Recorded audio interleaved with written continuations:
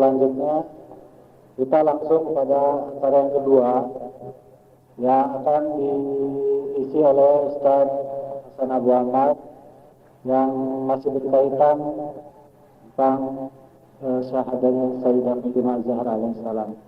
Untuk waktu dan tempat kami silakan.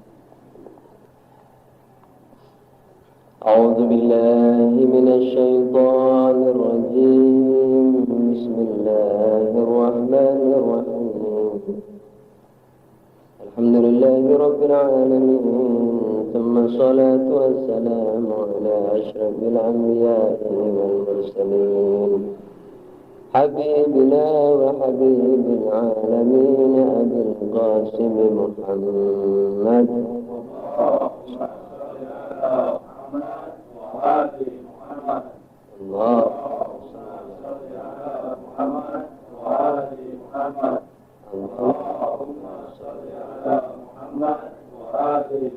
وعلى آله الطيبين الطاهرين المعصومين المنتجبين salam padamu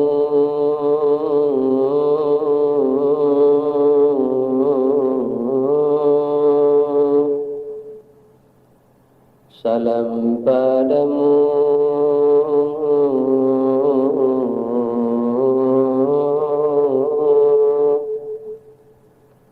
duhai Fatimah Az-Zahra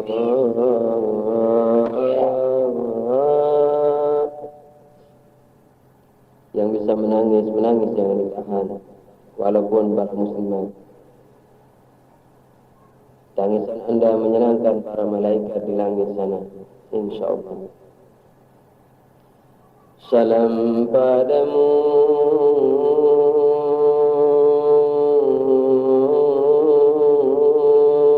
duhai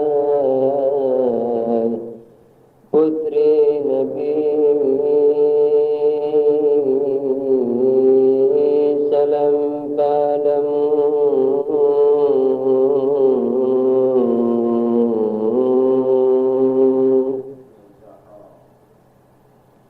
duhai putri yang dibakar rumahnya,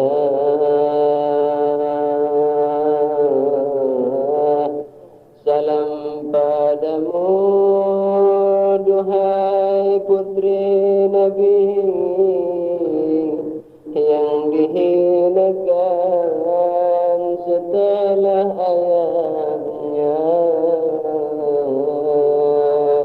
salam padamu duhai yang patah tulang rusuknya,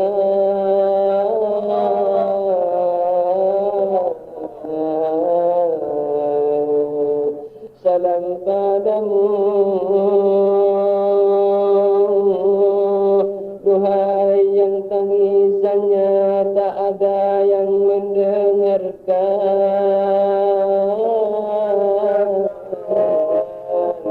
salam padamu duhai yang terjungkal ditendang lawannya, salam padamu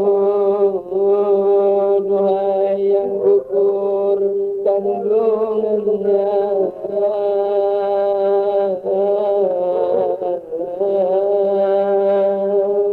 salam padamu duhai yang ditebas dengan sarung pedang tangan mubaraknya ketika memegangi Ali, ketika Ali diseret lawan-lawannya, Zahra memegangi tangan Ali, kaki Ali, tapi lawan melepas tangannya dengan sarung pedang.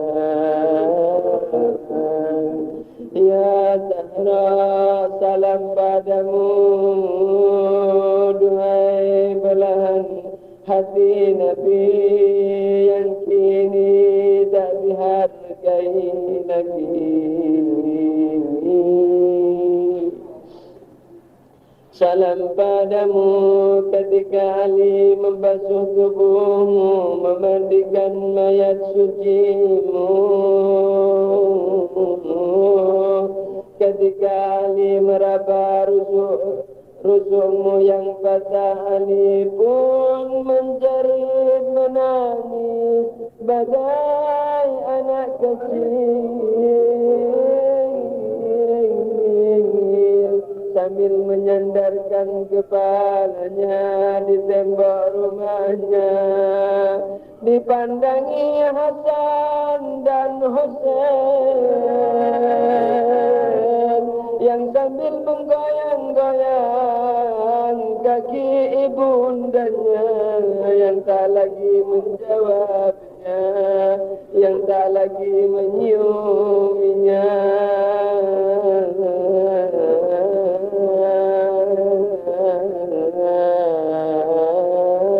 Salam padamu, duhai yang Ali, pendekar Rasulullah tak mampu membawa tubuhmu.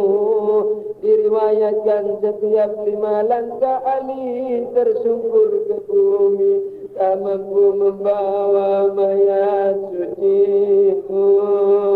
Ali yang dengan satu tangan dapat mengangkat pintu Khaybar, kini tak mampu mengendong tubuhmu.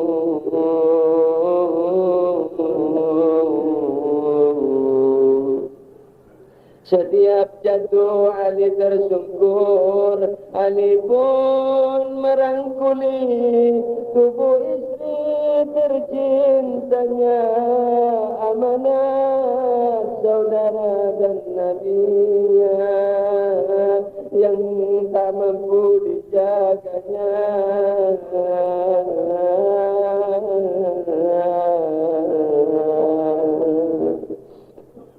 Apalagi ketika Maula Ali meletakkan Zahrail yang lahat, Ali hanya dapat memandangi istrinya dengan pandangan seakan putus asa. Ali pun bergumam, ya Rasulullah, amanahmu ku kembalikan, dan maafkanlah aku karena ia tak utuh lagi, karena ia tak utuh lagi.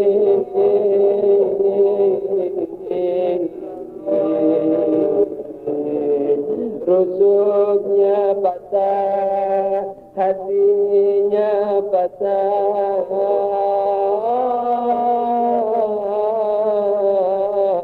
matanya pun takkan kering karena selalu menangis. Ya Zahra, dengarkanlah kidung mutawatir ini, dengarkanlah tangis ikhwan dan akhwat ini.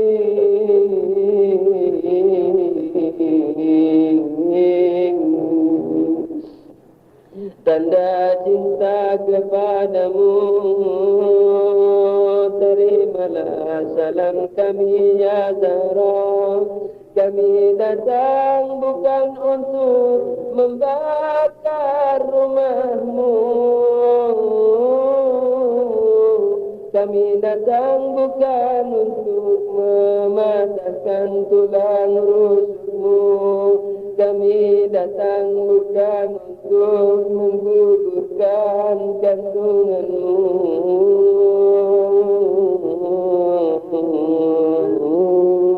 Kami datang bersimpu di pintumu, bagai miskin, bagai yatim, bagai asir, mengemis kasihmu, mengemis cintamu, mengemis syafaatmu.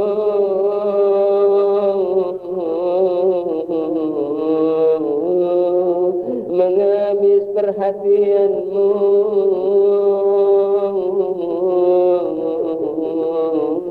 Walau kami banyak dosa, tak malu datang di pintumu, mengemis syafaatmu. Karena kami dengar dari Nabi bahwa engkau sangat pemurah hati.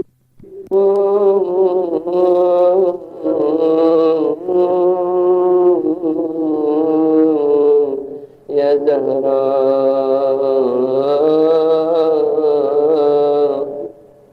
Ya Zahra, Ya Zahra, terus terang kami cinta kepadamu. Terus terang kami cinta kepadamu dengan sepenuh jiwa raga ini. Sallu ala Nabi.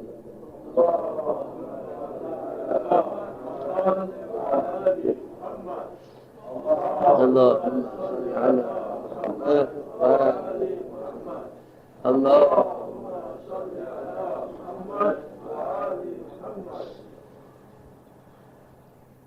Amma ba'du. Assalamualaikum warahmatullahi wabarakatuh.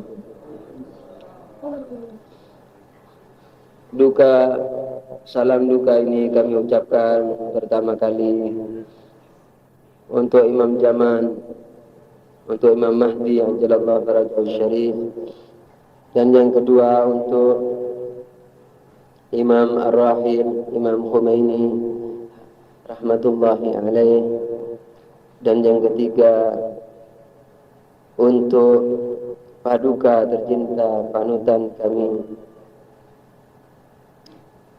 Imam Ali Khamenei, dan yang keempat untuk para mukminin dan mukminat, khususnya antum hadirin dan hadirat, dan yang terakhir untuk seluruh kaum muslimin. Kami sangat mengharap bahwa duka ini betul-betul membuahkan hikmah, khususnya di akhirat nanti. Dan kalau di dunia ini kami hanya meminta yang bersifat maknawi. Dengan mengingat keadaan mereka yang seperti itu, tak sanggup kami meminta kenikmatan dunia ini kepada Allah. Walaupun kami manusia yang serakah terhadap dunia ini dan mengharapkan rezeki dari Allah. Sebenarnya saya seakan ingin mencukupkan pada kidungan ini saja, tetapi sepatah dua izinkan sejenak untuk menyampaikan satu dua hal secara ringkas sekali, karena duka dan simpati kita kepada Ahlul Bait ini supaya terarahkan kepada tujuan yang sebenarnya. Sallu ala Nabi.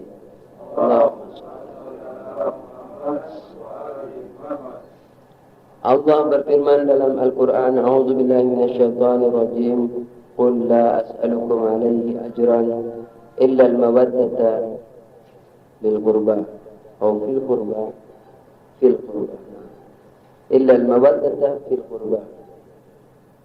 Katakan ya Muhammad bahwa engkau dalam menabligh, dalam mengiblakan, dalam menyampaikan risalah Islam ini tidak mengharapkan apapun kecuali kecintaan mereka kepada Al-Qurba, kepada Ahlul Bait, kepada Fatimah, Ali, Imam Hasan, Imam Husain, dan 9 imam min ba'dil Husain. Itu makna yang umum, makna yang umum ditafsirkan oleh para mufassirin, walaupun ada lagi makna yang sedikit lebih dalam, bahwa Allah di situ menggunakan kata-kata qurba. Masih boleh depan saja, biar muslimat yang mau ke sallu ala nabi. Ada mufassirin yang mengatakan bahwa qurba di sini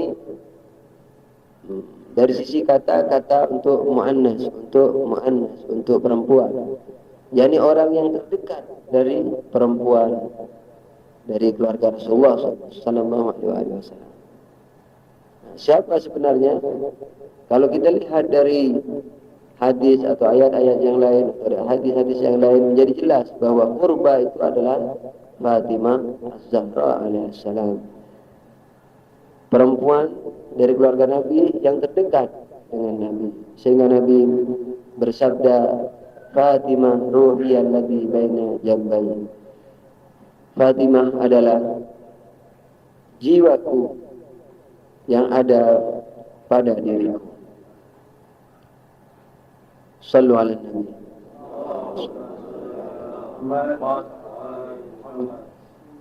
Oleh karena itu, namun apakah tafsiran pertama dan kedua bertentangan? Tidak. Sekalipun yang pertama mengatakan Ahlul Bait keseluruhan, yaitu 14 Nabi, Fatimah Az-Zahra dan 12 imam.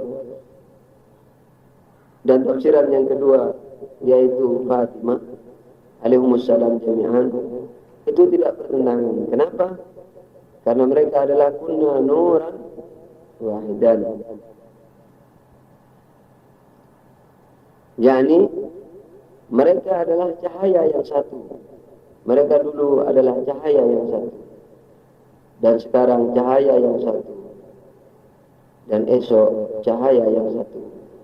Walaupun dalam dunia ini menjelma dalam beberapa bentuk cahaya dan kepribadian, namun karena mereka maksum sampai pada tingkatan maksum yang tertinggi, maka mereka adalah tetap satu. Sekalipun laki dan perempuan, mereka tetap satu. Karena hakikat manusia, yaitu roh manusia, tidak laki dan tidak perempuan.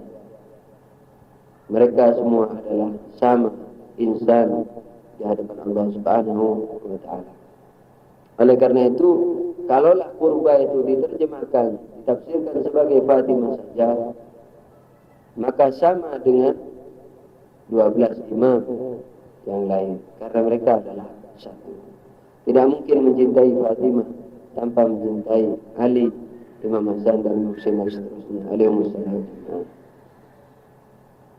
Nah, sebenarnya ayat ini sedikit berat untuk dimengerti dan sedikit berat mempunyai konsekuensi, kecuali kalau tidak mau dipikirkan. Tapi kalau mau dipikirkan, maka ayat ini sebenarnya berat untuk diterima, untuk diyakini. Kenapa? Karena ia mempunyai makna yang dalam. Jadi kalau seorang supir ditanya, mengapa engkau menyupir taksi? Mengapa engkau mengantar orang? Dia akan berkata, aku tidak mengantar orang kecuali upah yang aku harapkan, sehingga aku dengan upah itu bisa hidup. Nah, upah dari suatu pekerjaan itu bisa dikata sebagai satu tujuan. Nah, dengan demikian kalau Allah berfirman, katakan Muhammad bahwa dengan aku tidak minta upah dalam penyampaian syariat ini, kecuali mencintai Fatimah atau mencintai maksumin. Itu berarti bahwa apa? Bahwa filsafat diturunkannya agama ini hanya untuk mencintai Ahlul Bait alaihimussalam. Ini satu hal yang berat.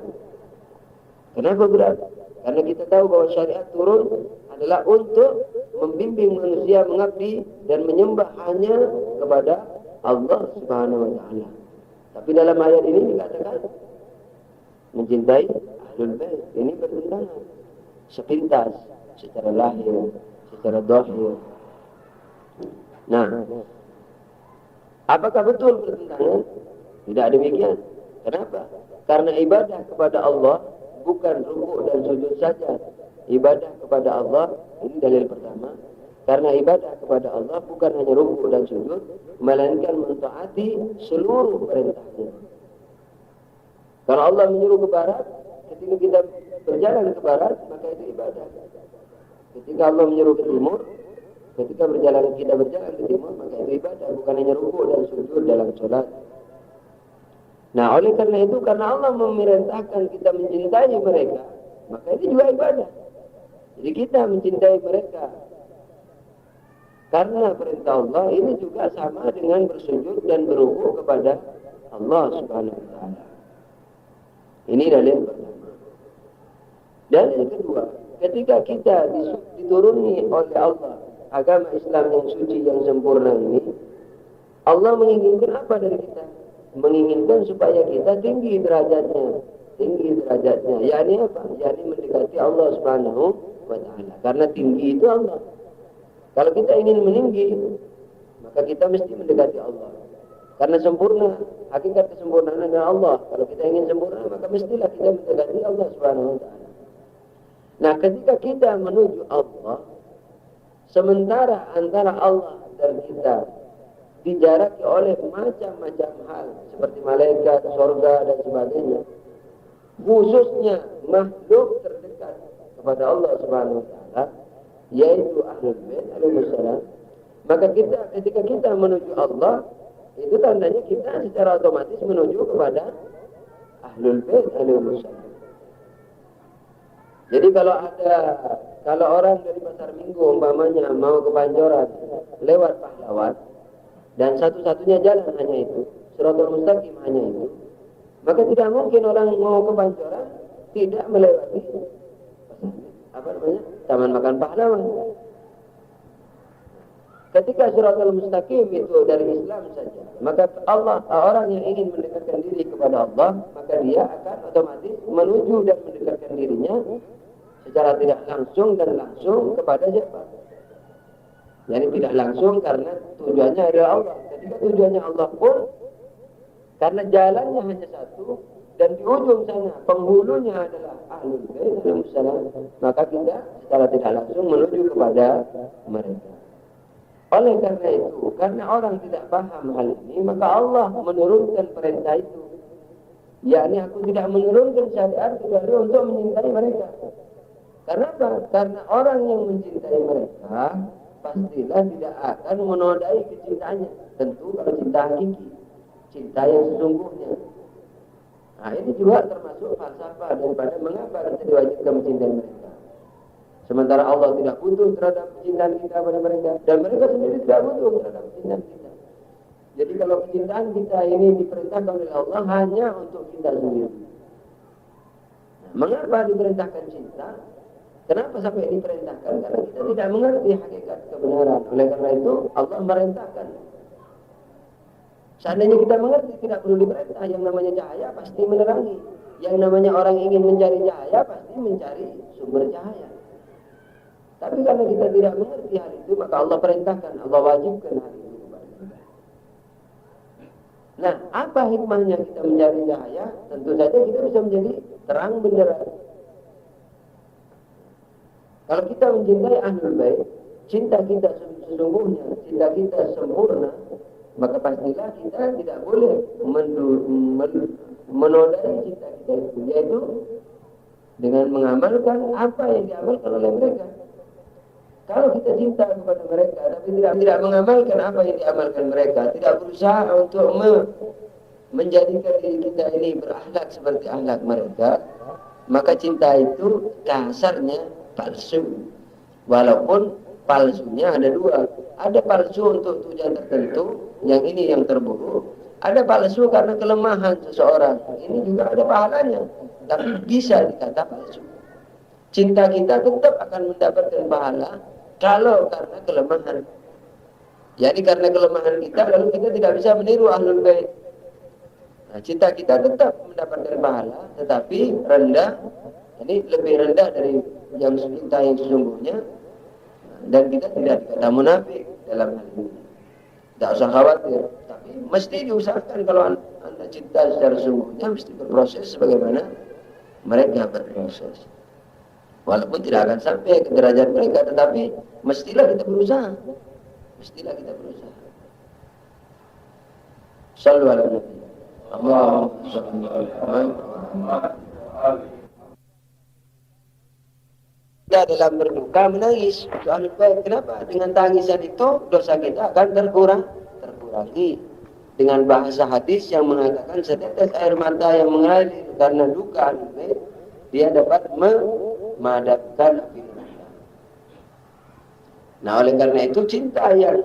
Nah, kenapa api neraka? Berarti dia melakukan maksiat. Oleh karena itu, kenapa dia melakukan maksiat?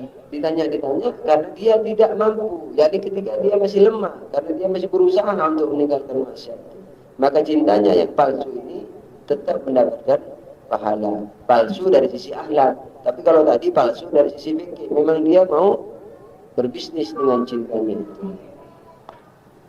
Nah, oleh karena itu, kalau kita diwajibkan mencintai Ahlul Bait, itu tidak untuk Ahlul Bait, melainkan untuk diri kita sendiri. Oleh karena itu, maka hal tadi di mana dikatakan agama diturunkan hanya untuk mencintai Ahlul Bait, karena Ahlul Bait itu adalah lambang Islam, lambang ubudiyah, lambang kebenaran. Maka ketika kita diwajibkan dan sumber kebenaran pula, Shiratal Mustaqim dari mereka. Oleh karena itu ketika kita mencintai mereka, falsafah diturunkannya agama untuk mencintai mereka, maknanya untuk mengamalkan amalan mereka. Maknanya apa amalan mereka? Memasrahkan diri dan menyembah hanya kepada, mengabdi hanya kepada Allah Subhanahu wa Ta'ala. Maka hal itu, maka sekarang dapat kita pahami bahwa semuanya itu pada akhirnya berpulang kepada Allah Subhanahu wa Ta'ala. Inna lillahi wa inna ilaihi raji'un. Jadi namun hikmahnya banyak ini dari ayat itu. Misalnya ketika agama diturunkan hanya untuk mencintai mereka, berarti mereka ini makomnya tinggi, berarti mereka ini hakikat kebenaran, berarti mereka ini khalifatullah. Khalifatullah yakni apa? Ini sering saya berikan penjelasan bahwa manusia yang kamil, manusia yang suci itu khalifatullah, bukan khalifatullah di bumi, tapi khalifatullah yang tinggal di bumi. Kalau maknanya apa? Bedanya apa? Bedanya yang pertama, kalau khalifatullah di bumi, yakni dia wakil Allah untuk mengurusi bumi. Tapi kalau khalifatullah yang tinggal di muka bumi, maka dia wakil Allah untuk mengurusi selain Allah, tapi tempat tinggalnya di bumi. Nah, jadi yang diurusi oleh khalifatullah ini bukan hanya bumi, tapi malaikat yang jauh, malaikat yang dekat, malaikat yang paling afdal sekalipun itu di bawah kepemimpinan khalifatullah. Oleh karena itu, karena mereka khalifatullah, maka seluruhnya Allah katakan agama yang mengajarkan ma'rifah, mengajarkan kebenaran, mengajarkan Shiratal Mustaqim itu bersumber dari mereka, akan kembali kepada mereka, dan bersama mereka kembali kepada Allah Subhanahu wa Ta'ala. Oleh karena itu kita mesti berusaha untuk menghakikikan cinta kita kepada Ahlul Bait, yaitu dengan mengamalkan apa yang dituntunkan oleh mereka kepada kita semua. Semoga dengan peringatan ini kita mendapatkan syafaat Ahlul Bait untuk meluruskan kebengkongan kita dan untuk bertabah diri dalam kelurusan kita yang telah diberi Allah Subhanahu wa Ta'ala, dan pada akhirnya untuk memudahkan kita sampai kepada mereka, untuk mengabdi kepada mereka di dunia dan di akhirat nanti. Amin ya rabbal alamin. Saya akan tutup dengan sedikit hitungan, kemudian kita akan bermakan, kemudian kita berjalan bersama, lalu acara kita ini kita akhiri. Shallu ala Nabi.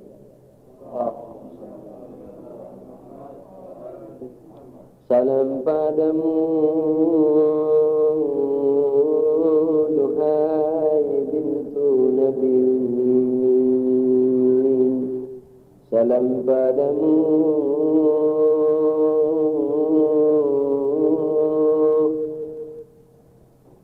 yang sehari-hari mengucurkan air mata karena alim, karena kemadluman alim, karena kemadluman alim.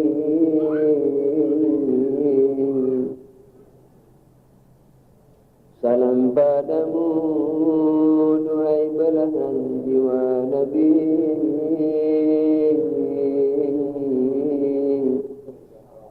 Salam padamu, duhai pemurah hati. Ulurkan tanganmu, usaplah ubun-ubun kami, hingga mampu menerima cahayamu, hingga mampu mengamalkan nasihatmu. Kami tak mampu untuk meminta menjadi Salmanmu, menjadi Ammarmu, menjadi Abu Dzarmu. Namun kami meminta padamu, jangan jauhkan kami dari jalanmu, dari orang yang tulus kepadamu. Ya Fatimah, ya Fatimah, syafaatilah kami, orang tua dan kakek-kakek kami, dan anak-anak kami, sehingga kami semua bertemu denganmu, berbahagia bersama di dekat ayahandamu, di sorga yang dijanjikan Tuhanmu. Ya Fatimah, biarlah kami berduka di dunia ini, hingga kami dapat tersenyum bersamamu di akhirat nanti.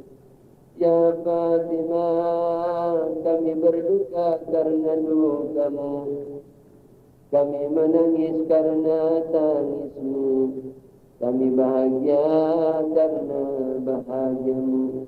Ya Fatimah,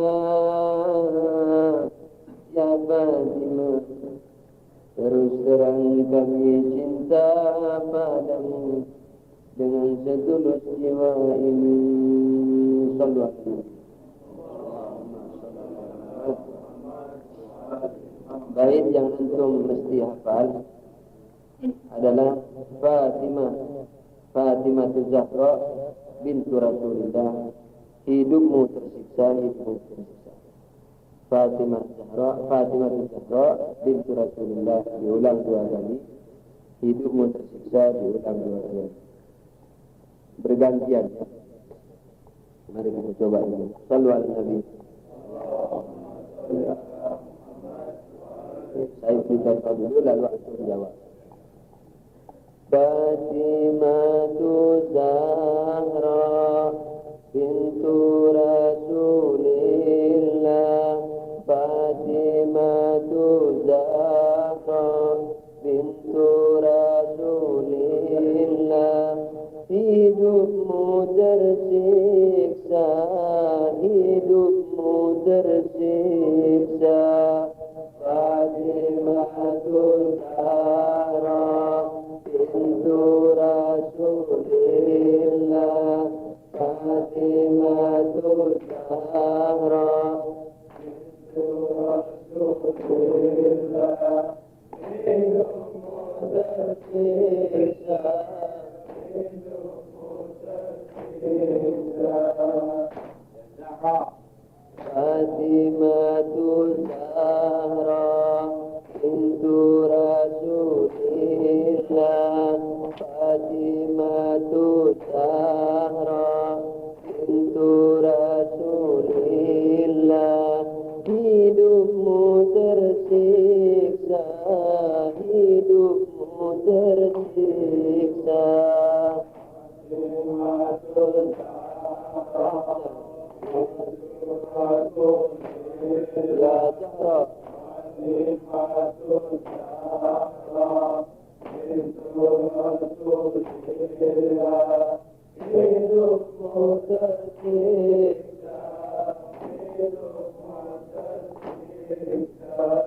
Ketika kau datang, bumi semakin terang, karena kau datang dari alam kayangan.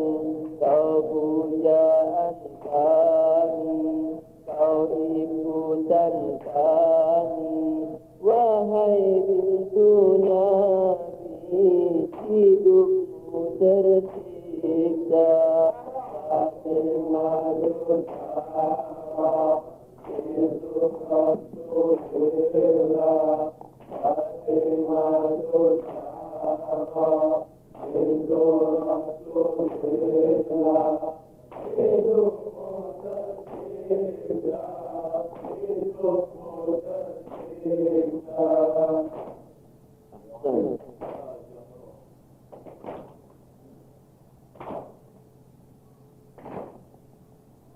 Terang cahayamu menghibur hati Nabi yang hanya sendiri bersama Maula Ali. Ya Allah.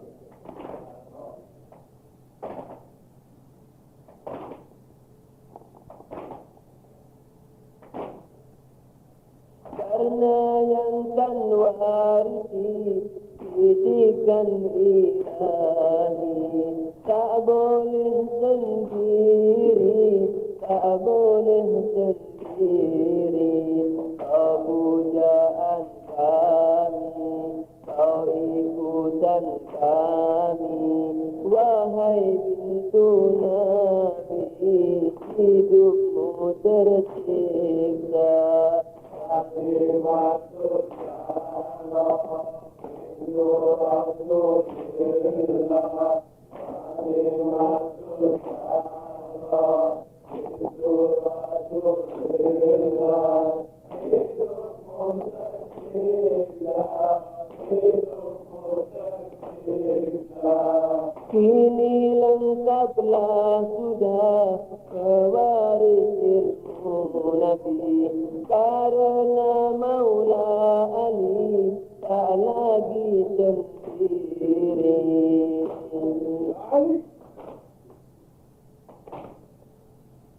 Kini lengkaplah sudah pewaris ilmu Nabi, karena Maula Ali tak lagi sendiri. Siap menyinari seluruh alam ini, namun apa daya setelah Nabi pergi. Namun apa daya setelah Nabi pergi, engkau dikhianati, ditinggal sendiri. Seakan mereka menjadi nabi-nabi, tinggalkan pewaris ilmu afdalnya Nabi, tinggalkan pewaris ilmu afdalnya Nabi. Engkau dikhianati, tak lagi dihargai. Engkau dikhianati di samping Maula Ali. Fatimah Zahra bintu Rasulillah, Fatimah Zahra bintu Rasulillah, hidupmu tersiksa, hidupmu tersiksa. Fatimah Zahra bintu Rasulillah, Fatimah Zahra bintu Rasulillah, hidupmu tersiksa, hidupmu tersiksa.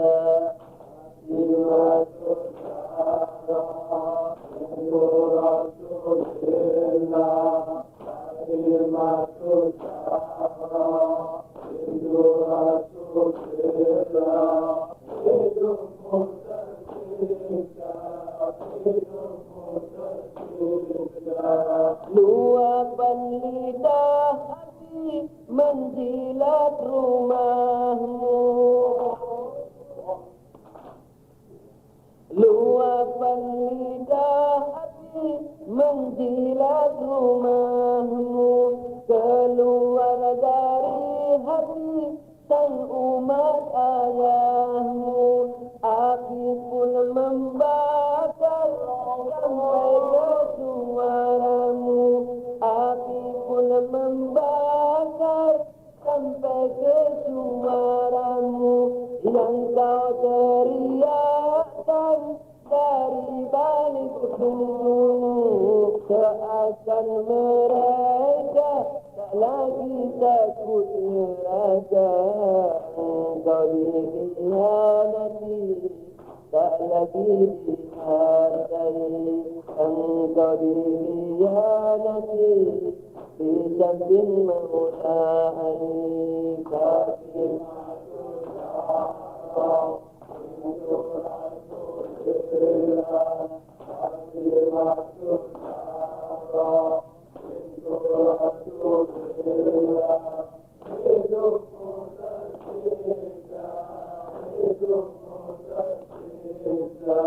cerita terukir dengan paku pintumu.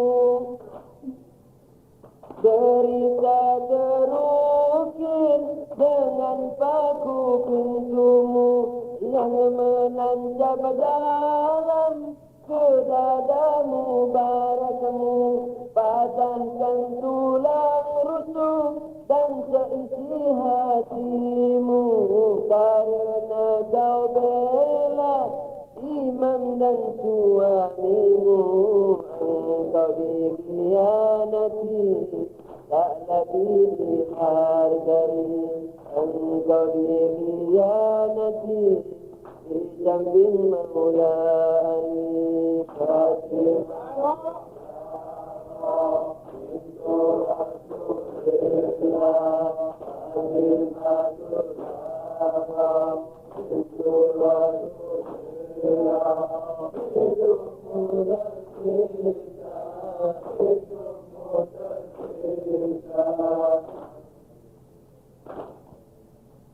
Lepaskan sarung pedang, lepaskan peganganmu. Lepaskan sarung pedang, lepaskan peganganmu. Untuk mempertahankan sang imam dan suamimu. Kini tinggal tangisan menjadi temanmu. Karena tak sanggup lagi membela imammu. Tetap anak-anakmu, lanjutkan misi sucimu. Engkau dikhianati, tak lagi dihargai. Engkau dikhianati, di samping Maula Ali. Fatimah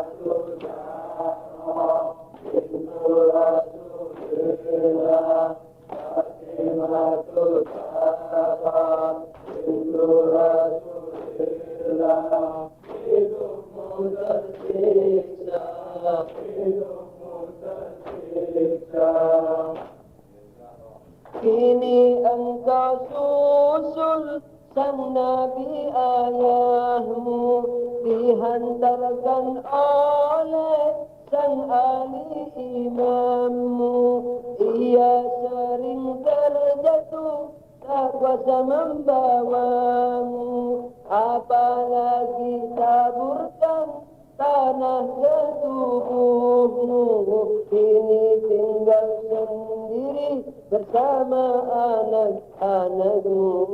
Engkau dikhianati, tak lagi dihargai.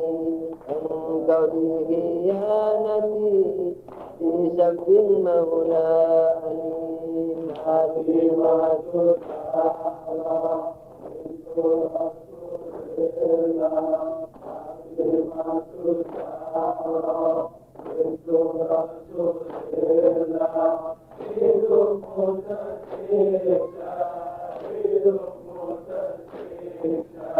Dunia jadi hitam karena deritamu.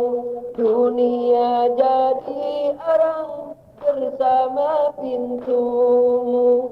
Semua jadi hitam karena kesyahidanmu.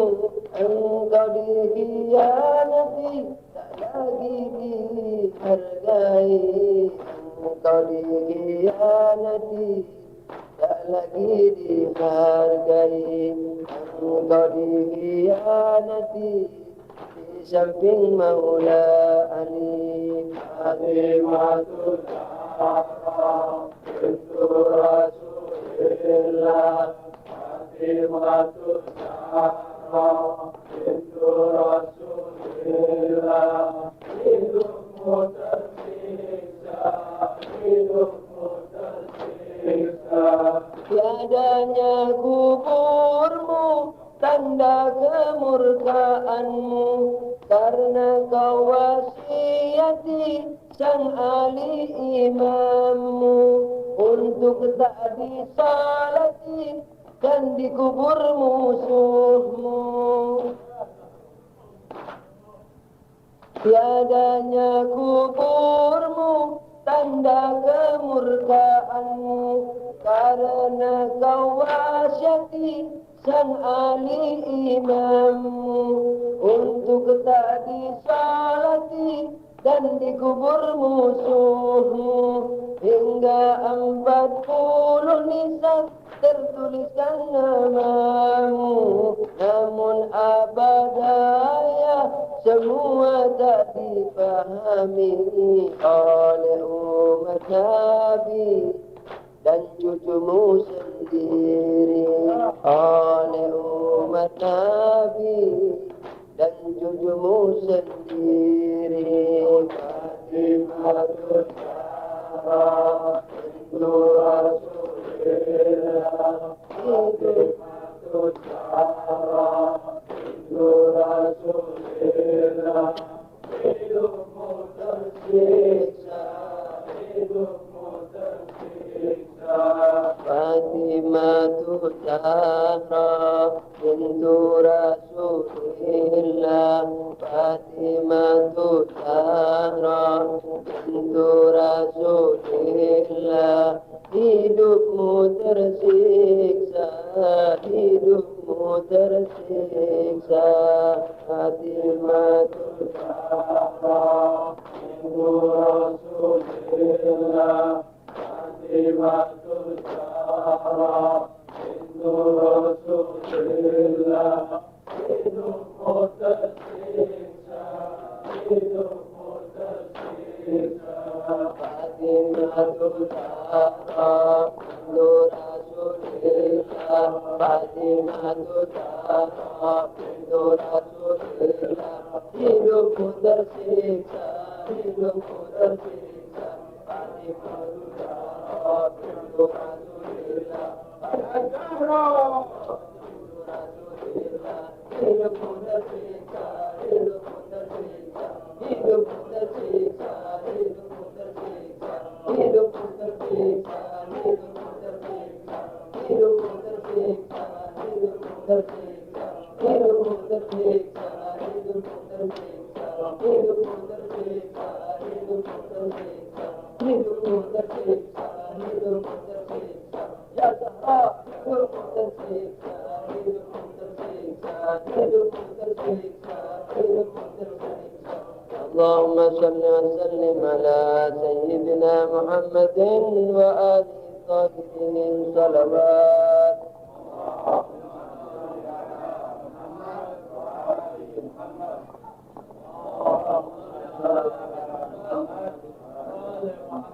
Allahumma